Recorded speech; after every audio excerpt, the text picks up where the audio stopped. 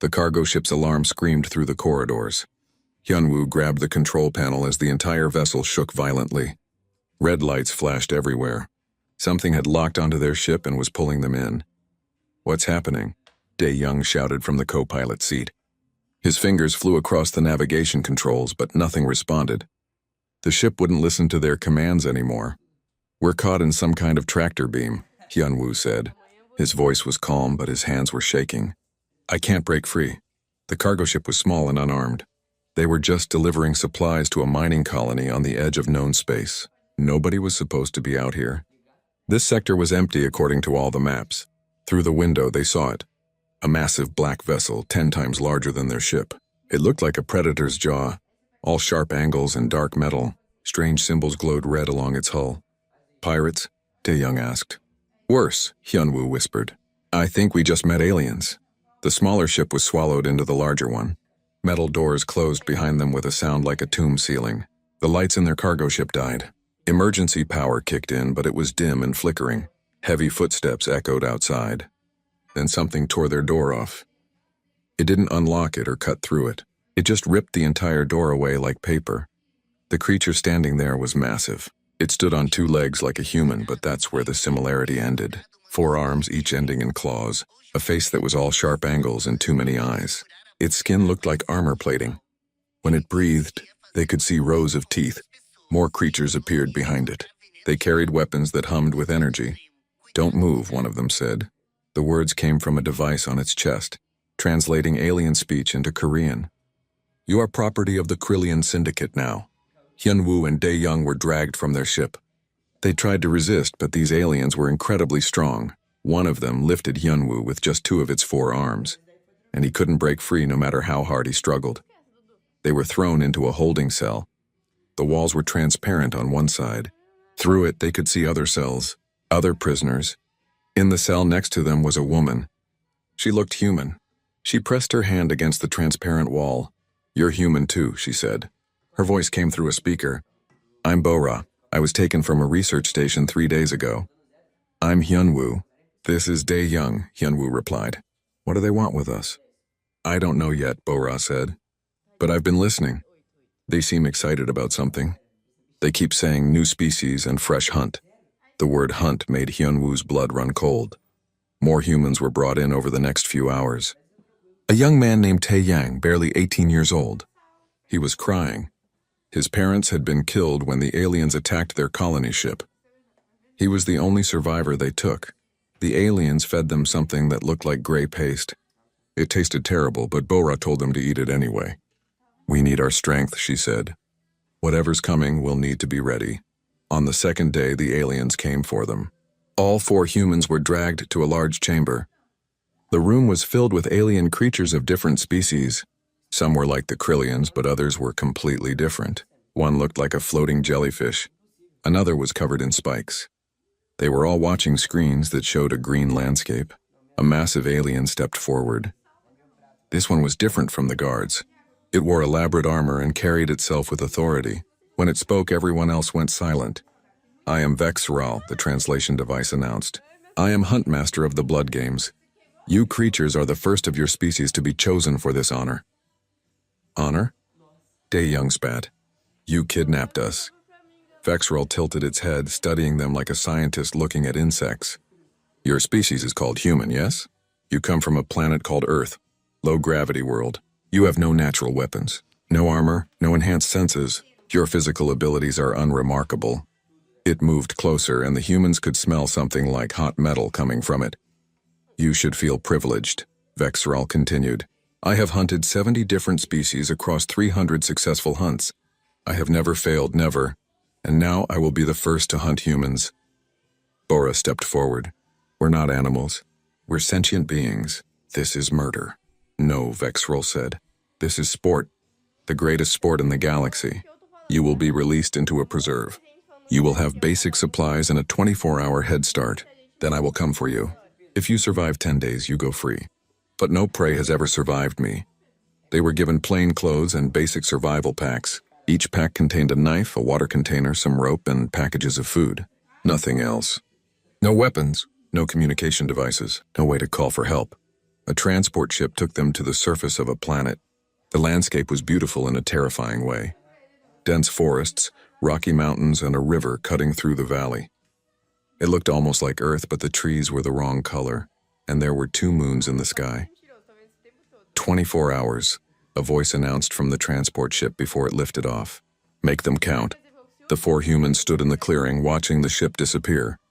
What do we do? Tae-young asked. His voice was shaking.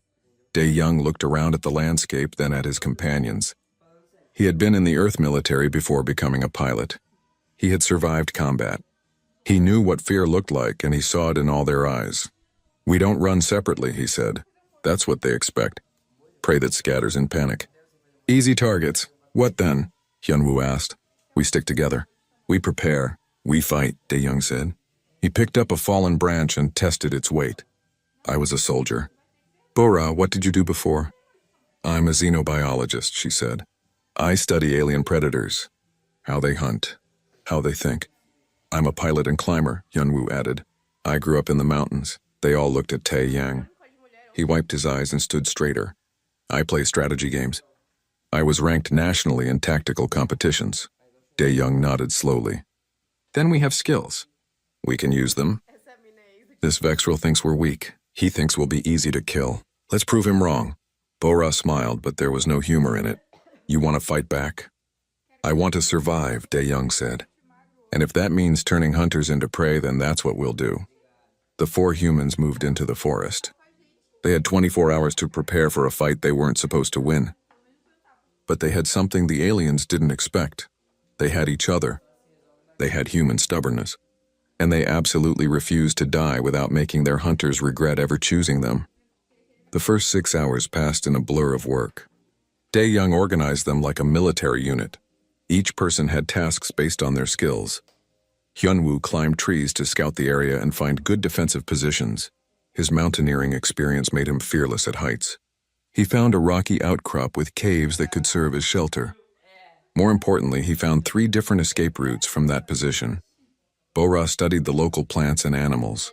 She tested which ones might be poisonous and which were safe. She found a plant with sap that burned skin on contact. Weapons, she said, carefully collecting some in a leaf wrapper.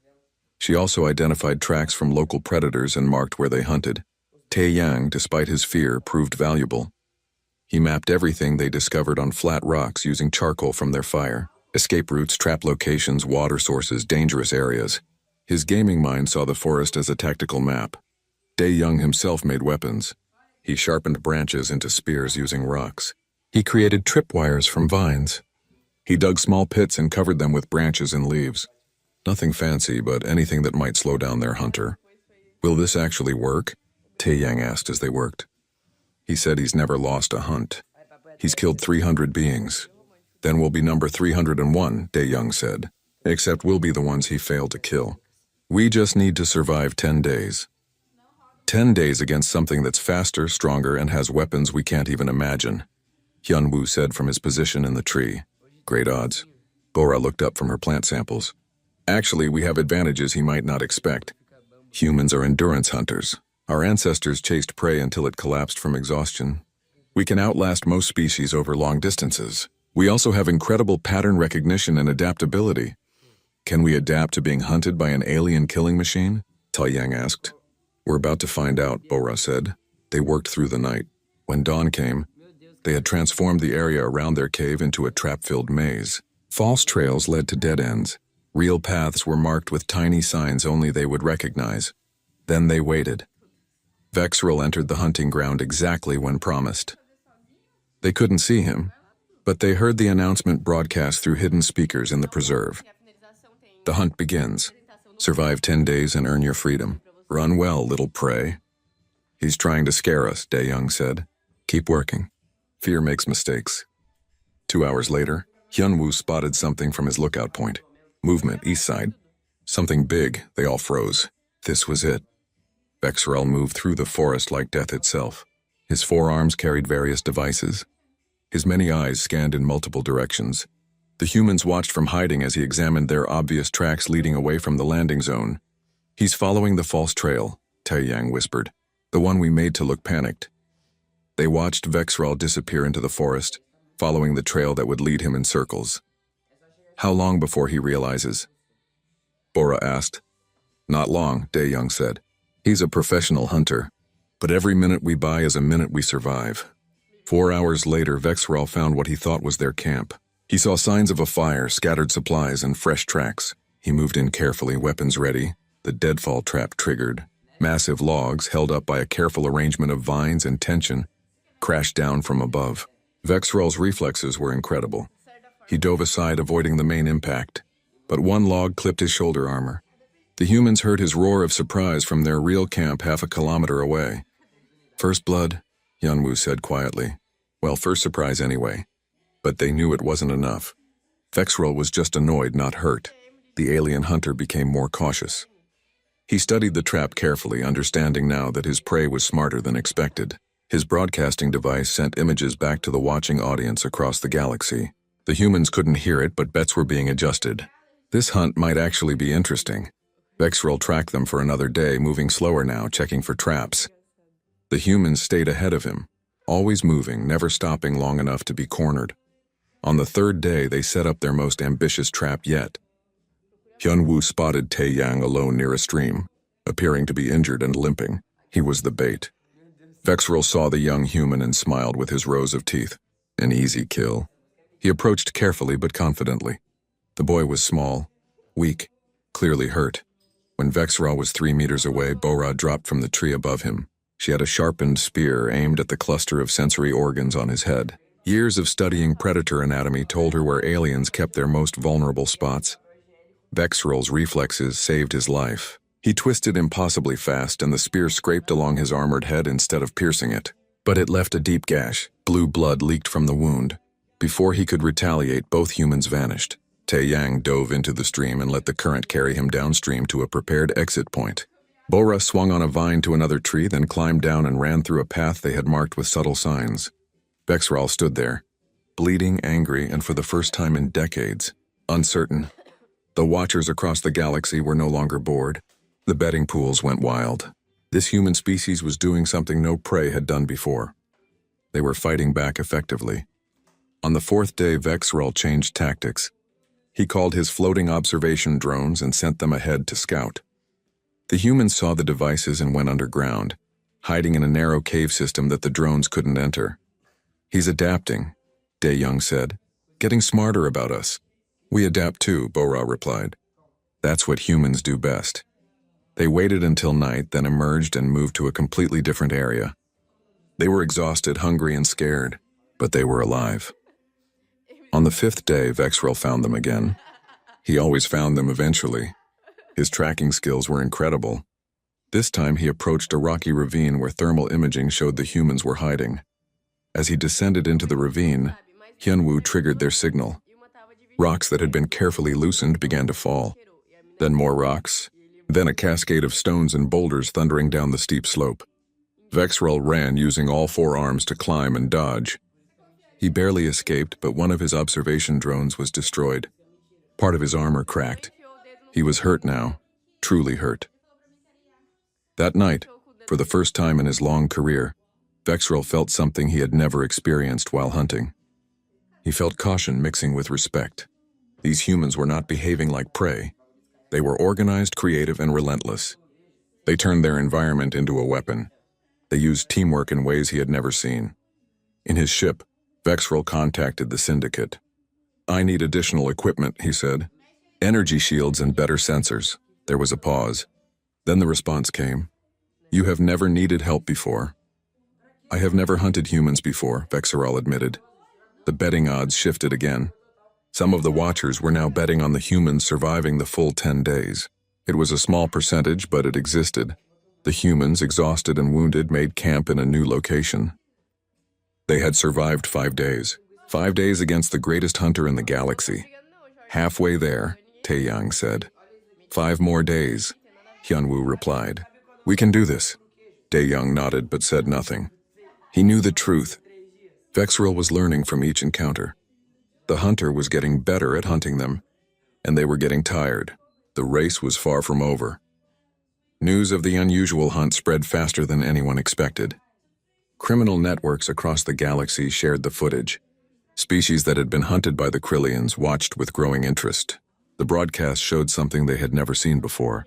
Prey that fought back with intelligence and fury. On a space station 3 systems away, a group of former victims gathered around a screen. They watched the humans wound Vexrel again and again. They watched him call for help. They watched him struggle. "Look at them," one alien said. "They're so small, so weak." But they refused to die. "Maybe we should have refused too," another replied quietly. The Krillian Syndicate was having an emergency meeting. Their entertainment spectacle was turning into something else. Something dangerous. The humans were making them look vulnerable. "End the hunt now," one council member said. "Kill them all and destroy the footage." "No," another argued. "Billions are watching. If we cheat now, we lose all credibility. The blood games will be finished." They argued for hours while the hunt continued. On day 6, something unexpected happened. Another human was captured. The Syndicate threw her into the preserve without ceremony. They called it reinforcement prey and told the watchers it would make things more interesting. Her name was G1. She was a combat engineer from Earth's outer colonies. When the aliens grabbed her ship, she had been working on repairing mining equipment. She was strong, practical, and very, very angry. The original 4 humans found her by accident. Hyunwoo was setting up a perimeter alarm when he spotted her stumbling through the forest. She was confused and scared, but when she saw other humans, relief flooded her face. "Thank God," Jiwon said. "I thought I was alone." "What is this place?" They explained everything quickly. The hunt, the alien hunter, the 10-day survival challenge. Jiwon listened and her expression hardened. "So we're supposed to be entertainment," she said. "Prey for some alien monster." "That's what they think," Dae-young replied. "But we've survived 6 days. We just need 4 more. Jiwon looked at their improvised weapons and traps. She examined the sharpened spears and the vine tripwires. Then she smiled, and it was not a kind smile. "I can work with this," she said, "but we can do better. Much better. Show me what you've scavenged from their equipment." They showed her the destroyed observation drone from the rock slide. Jiwon's eyes lit up. Her fingers traced the alien technology with the confidence of someone who understood machines. "This is advanced, but the basics are the same as our tech," she said. "Energy source here. Control circuits here. And this is a communication transmitter. Can you use it?" Bora asked. "Give me time," Jiwon said. "I can build something. Maybe even tap into their network." While Jiwon worked on the technology, the others continued to prepare. They knew Vexrel would come again soon. He always did, but Vexrel was not alone anymore. The Syndicate had sent additional hunters to preserve their reputation. They could not let one hunter fail against mere humans. 4 new hunters entered the preserve on day 7. There was a tracker specialist who could follow scent trails through water. There was a stealth killer who could become nearly invisible. There was a massive heavy assault hunter with armor like a tank. And there was Vexrel, wounded and determined, who knew these prey better than anyone. 4 against 5, Tae-yang said when they spotted the new hunters through their lookout positions. "The odds just got worse." "No," Dae-young said. "They got scared. They know one hunter isn't enough. That's a victory." "It's a victory that might get us killed," Hyunwoo pointed out. Jiwon looked up from her work. "Then we change the game. We stop running. We stop hiding. We attack." They all stared at her. "Attack?" Bora said. "They have advanced weapons, armor. 4 of them are trained killers." "And we have something they don't," Jiwon replied. She held up a crude device made from the drone's parts. "I cracked their communication network. I can see where they are. All of them. And I can access some of the preserve's control systems." "What kind of control systems?" Dae-young asked, leaning forward. "Environmental controls. The preserve has different zones. Some have dangerous native predators that are kept separate. I can open those barriers." A slow smile spread across Dae-young's face. "You want to use the preserve against them?" "They built a cage for us," Jiwon said. "Let's show them who's really trapped." They spent the next few hours planning. Tae-yang mapped out the hunter positions using Jiwon's device. Bora identified which native predators would be most dangerous to the hunters. Hyunwoo and Dae-young prepared the physical traps. On the morning of day 8, they put their plan into action. The tracker specialist was following their scent trail near a river. He was confident and careful. He had hunted dozens of species and never failed. The trail led him into a narrow canyon. Jiwan triggered the environmental control. A barrier wall opened. Through it came creatures the humans had been carefully avoiding for days. They were massive, six-legged beasts with teeth like swords. The preserve called them canyon hunters. They were the apex predators of this world. The tracker specialist's confidence vanished. He ran, but the canyon hunters were faster. His screams echoed through the preserve before being cut short. One hunter down. The stealth killer was harder to locate. He could blend with his environment, becoming almost invisible. But Jiwan's device showed his energy signature. They knew where he was even when they couldn't see him. Hyunwoo and Dae-young set up an ambush in dense forest. They made noise, appearing to argue about which direction to run. The stealth killer moved closer, completely unseen. Then Dae-young threw the plant sap that Bora had collected. It splattered across the invisible hunter, revealing his outline. The killer roared and charged, but Hyunwoo was in the trees with a spear. Dae-young had a sharpened branch. The stealth killer was fast and deadly, but he was also surprised. In close combat, without the advantage of invisibility, he was vulnerable. The fight was brutal and desperate. The killer's claws raked across Dae-young's shoulder, drawing blood. But Hyunwoo's spear found the weak point in his armor. The alien fell, 2 hunters down. The heavy assault hunter was a different problem. He was massive, covered in thick armor plating, and carried weapons that could destroy trees with a single shot. He was nearly unstoppable. Jiwan's solution was simple and brutal. She used the device to jam his weapon systems. Without his guns, he was just a very large, very slow target. The humans led him into an area where they had spent hours loosening massive boulders. When he was in position, they triggered the rock slide. The heavy hunter's armor protected him from the first few impacts. But there were hundreds of rocks. Tons of stone. Even his armor had limits. 3 hunters down. That left only Vexrol. The legendary Huntmaster watched his allies fall one by one. He saw his prey coordinate an attack with a sophistication he had never encountered. For the first time in his long career, Vexrol felt something close to fear. But he had not survived 300 hunts by being careless. He retreated to high ground, analyzing what had happened. These humans were not just surviving. They were winning. The humans gathered back at their camp. They were wounded and exhausted. Dae-young's shoulder needed treatment. Hyunwoo had cracked ribs from the fight with the stealth killer. But they were alive. 3 down, Jiwan said. 1 to go. The strongest one, Bora reminded them. Vexrol knows us now. He's learned from every encounter. This won't be easy. 3 more days, Dae-young said. We just need to survive 3 more days. We don't have to kill him, just outlast him, Dae-young shook his head. He won't let that happen. He'll come for us. This is personal now. We've destroyed his reputation.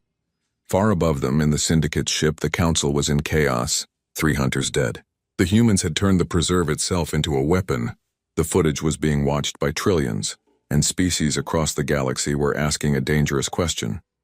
If humans could do this, what did that mean for the rest of them? The hunt had 3 days left, but it had already changed everything. Vexrol did not sleep on the 8th night. He sat on a cliff overlooking the forest and thought about everything that had happened. 300 hunts, 300 victories, all meaningless now if he failed here. He studied the footage from his fallen allies. He watched how the humans moved, how they thought, how they adapted. They were unlike any prey he had encountered. They learned from every fight. They improved. They refused to break. In his culture, there was a concept called worthy opponent. It was rare. Most prey simply ran and died. But sometimes, very rarely, prey fought back with such skill that they earned respect. Vexrol realized he was facing worthy opponents. That did not mean he would let them live. He stripped away most of his equipment. The fancy weapons, the sensors, the protective shields. They had not helped his allies. The humans somehow turned technology against its users. So he would rely on what made his species apex predators: raw physical power, 4 arms, razor claws, and centuries of hunting instinct. As dawn broke on day 9, Vexrol descended into the forest. The humans knew he was coming. Jiwan's device still tracked his energy signature. They watched him approach their position with steady, unhurried confidence. He's different, Bora observed. Look at his movement. He's not using any tech. Smart, Dae-young said. He saw what we did to the others. He's going primitive on us. So we can't jam his weapons or hack his systems, Jiwan said. We're back to spears and traps against pure alien muscle. That's not fair, Dae-young muttered. Nothing about this has been fair, Hyun-woo replied. But we're still here. They set up their final defensive position. A clearing with multiple exit routes, covered approach paths, and every trap they could build. If Vexrel wanted them, he would have to work for it. Vexrel reached the clearing just before noon. He stood at the edge, studying the ground. His many eyes saw the disturbed earth that meant traps. His senses detected the humans hiding in multiple locations. "Clever prey," he called out in his translated voice. "You have survived longer than anyone expected. You have killed 3 hunters. You have earned something precious, my respect." Dae-young stepped into view holding a spear. "We don't want your respect. We want to live." "One does not prevent the other," Vexrel said. "I respect you, and I will kill you. This is the way of predator and prey." "We're not prey," Dae-young replied, "and you're about to learn the difference." Bora suddenly ran across the clearing, appearing to flee in panic. Vexrel's instincts screamed at him to chase, but he hesitated. This was too obvious, too easy. That moment of hesitation saved him. Where Bora had run, the ground collapsed, a pit trap deep and lined with sharpened stakes. If he had chased immediately, he would have fallen into it. "Learning," Vexrel said with approval. "Good." He moved around the pit carefully. Then Hyun-woo attacked from the trees above, dropping with a spear aimed at Vexrel's back. The alien spun impossibly fast. 2 of his arms caught Hyun-woo in midair. The other 2 disarmed him, but Hyun-woo had expected this. He had never meant to win that fight. He was a distraction. While Vexrel was occupied, Tae-yang and Ji-won triggered their real trap. Heavy logs swung on vines from 2 sides like a closing vise. Vexrel saw them coming and leaped straight up using his powerful legs. The logs crashed together where he had been standing. He landed badly, his wounded shoulder taking the impact. For a moment, he was vulnerable. Dae-young charged with his spear. This time, there was no trick. Just a straightforward attack. Vexrel blocked with 1 arm, claws deflecting the spear point. His other 3 arms lashed out. One struck Dae-young in the chest, sending him flying backward. Another grabbed the spear and snapped it like a twig.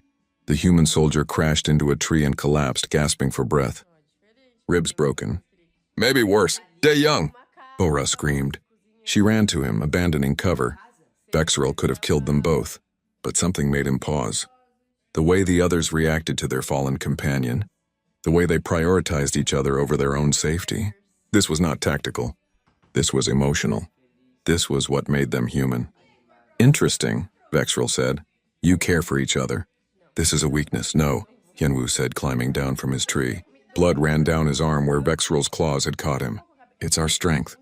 You don't understand because you hunt alone. You've always been alone." For a long moment, the alien huntmaster stood silent. Around him, the 4 standing humans formed a protective circle around their wounded companion. They were exhausted, hurt, and clearly outmatched. But none of them ran. "The hunt ends tomorrow at dawn," Vexrel said finally. "One more day. Rest tonight. Tend your wounded. Tomorrow we finish this." He turned and walked away into the forest. "Why did he leave?" Tae-yang asked, confused. "He could have killed us all." "I don't know," Bora said. She was examining Dae-young's injuries. "But we need to use this time. These ribs are bad. He needs treatment we don't have." Ji-won was already working. She used torn cloth as bandages, straight branches as splints. Her engineering mind approached medicine as just another problem to solve. It was not enough. Not really, but it was something. That night they kept watch in shifts. Vexrel did not attack. The preserve was quiet except for the sounds of native animals. In the Syndicate's ship above, the ancient founder Velcross finally emerged from his chambers. He had watched the entire hunt. He had seen humans fight with creativity and courage. He had seen them protect each other even when it meant risking death. "End the hunt," Velcross commanded. "Declare it finished. If the humans survive until dawn, they go free." "But Vexrel hasn't won yet," a council member protested. "Exactly," the ancient alien replied. "For 300 hunts, he has never needed more than 3 days. It has been 9 days. If he cannot kill them by now, he will not kill them at all. The humans have survived. Honor demands we acknowledge this." The announcement was broadcast across the galaxy. The hunt would end at dawn. If the humans still lived, they would be freed. Vexrel heard the announcement. He stood alone in the darkness, contemplating failure for the first time in his life. Then he made a decision. He walked to the human camp, approaching openly. Weapons lowered, The humans scrambled to defensive positions, but Vexrel raised all four arms in a gesture of peace. "I heard the Syndicate's announcement," he said. "The hunt ends at dawn. You have survived. So you're leaving?" Hyunwoo asked, suspicious. "No," Vexrel said. "I am asking for single combat. Not as hunter and prey, as warriors. You're Dae-young against me. If I win, I restore my honor. If he wins, you have truly defeated the greatest hunter in the galaxy." Dae-young struggled to his feet, one hand pressed against his broken ribs. "You want a fair fight now? Is there such a thing as fairness in survival?" Vexrel replied. "But yes. Just you and me. No tricks, no traps, no weapons beyond what we carry. Combat until one cannot continue." The other humans started to protest, but Dae-young silenced them with a gesture. He looked at the alien hunter, seeing not a monster but a warrior seeking closure. "At dawn then," Dae-young said. "We fight, and we end this." Vexrel bowed, a gesture of respect in his culture. Then he withdrew. The night passed slowly. Bora tried one more time to convince Dae-young not to fight. His injuries were severe. He was exhausted. Vexrel was nearly unhurt and much stronger. "I have to do this," Dae-young said quietly. "Not for him, for us. So that everyone watching knows that humans don't just survive. We stand and fight, even when we should lose." As the first light of dawn touched the sky, the two warriors faced each other in the clearing. All across the galaxy, billions watched. This was no longer entertainment. This was history. The final fight was about to begin. Dawn broke over the preserve with golden light. Dae-young stood in the center of the clearing, breathing carefully around his broken ribs. Every breath hurt. His body was covered in bruises and cuts from 9 days of survival, but his eyes were clear and focused. Vexrel approached from the opposite side. The alien hunter moved with deadly grace despite his own wounds. His armored skin showed scars from rock slides and spear attacks. Blue blood had dried in several places, but he was still incredibly dangerous. "Are you certain you want this?" Vexrel asked. "Your injuries are severe. There is no shame in declining. There is shame in not trying," Dae-young replied. "Let's finish this." They circled each other slowly. Vexrel had 4 arms, each tipped with razor claws. His strength was 3 times that of a human. His reflexes were faster. Every physical advantage belonged to him. But Dae-young had survived 9 days against impossible odds. He had something that could not be measured in muscle or speed. He had the absolute refusal to quit. Vexrel struck first. 2 arms whipped forward with blinding speed. Dae-young barely dodged, feeling claws pass centimeters from his face. He countered with a low kick, aiming for the alien's knee joint. The kick connected. Vexrel stumbled slightly but did not fall. His third arm lashed out, catching Dae-young across the shoulder. The human soldier rolled with the impact, turning it into a retreat that bought him distance. "You are skilled," Vexrel acknowledged. "But skill is not enough against superior strength." He pressed the attack. 4 arms moving in a complex pattern of strikes. Dae-young blocked, dodged, and retreated. Each block sent pain through his arms. Each dodge took precious energy he did not have to spare. A claw raked across his side, drawing blood. Another struck his already broken ribs. Dae-young gasped in pain but kept moving. The other humans watched in horror and awe. Bora was crying silently. Hyunwoo gripped his makeshift spear so hard his knuckles were white. Tae-young could barely watch. Ji-won stood rigid, her face frozen in concentration, memorizing every move. Dae-young realized he could not win through strength or speed. He needed to think, to adapt. That was the human advantage. He stopped retreating. Instead, he moved closer, inside Vexrel's reach. The alien's long arms needed distance to generate power. At close range, they were less effective. It was incredibly risky. Close to Vexrel meant close to 4 sets of claws in those terrible teeth. But Dae-young had trained in close combat during his military service. He knew how to fight when pressed against an enemy. He grabbed one of Vexrel's arms and used the alien's own strength against him, pulling and twisting. Vexrel was surprised by the technique. He tried to shake free, but Dae-young held on, using his whole body weight. For a moment, they were locked together in a brutal struggle. Then Vexrel used his other 3 arms to strike Dae-young's injured ribs repeatedly. The pain was incredible, blinding. Dae-young's vision went white, but instead of letting go, he pulled harder. He twisted Vexrel's arm at an angle it was not meant to bend. Something cracked. The alien roared in pain and threw Dae-young away with his other arms. The human soldier hit the ground hard and did not get up immediately. He was beyond exhausted. His ribs felt like they were on fire. Blood ran from multiple wounds. Vexrel held his damaged arm, blue blood dripping. He looked at the fallen human with a mixture of anger and something else. Respect. You cannot win, Vexrel said. But you fight as if victory is certain. Why? Tae-young forced himself to his knees, then to his feet. It took everything he had left. Because giving up is not an option. Because my friends are watching. Because billions of beings across the galaxy are watching. Because I am human and humans do not quit. He raised his fists in a fighting stance even though his arms shook with exhaustion. Vexrel studied him for a long moment. Then slowly he lowered his arms. I concede, the alien hunter said. Silence fell across the clearing. The humans stared in shock. Across the galaxy, trillions of beings watched in disbelief. What? Tae-young managed to say. You have won, Vexrel said. Not because you defeated me in combat, but because you showed me something I had forgotten. 300 hunts and I never once asked myself why I fought. But you know why you fight. For your companions. For your species. For something beyond yourself. He walked closer to Tae-young and extended one clawed hand in a human gesture of respect. I am a hunter. It is what I am. But you are something more. You are a survivor. A warrior. A protector. These things matter more than strength. Tae-young stared at the extended hand. Then, despite the pain, he shook it. The other humans rushed forward, catching Tae-young as his legs finally gave out. They lowered him gently to the ground, all of them talking at once, crying and laughing simultaneously. Vexrel stepped back and activated his communication device. The hunt is over, he announced. The humans have won. A transport ship descended from the sky, but this time it carried medical supplies and proper clothes, not chains. The syndicate kept its word. The humans were free. As they were loaded onto the ship for treatment, Vexrel spoke to them one last time. I will tell everyone what happened here.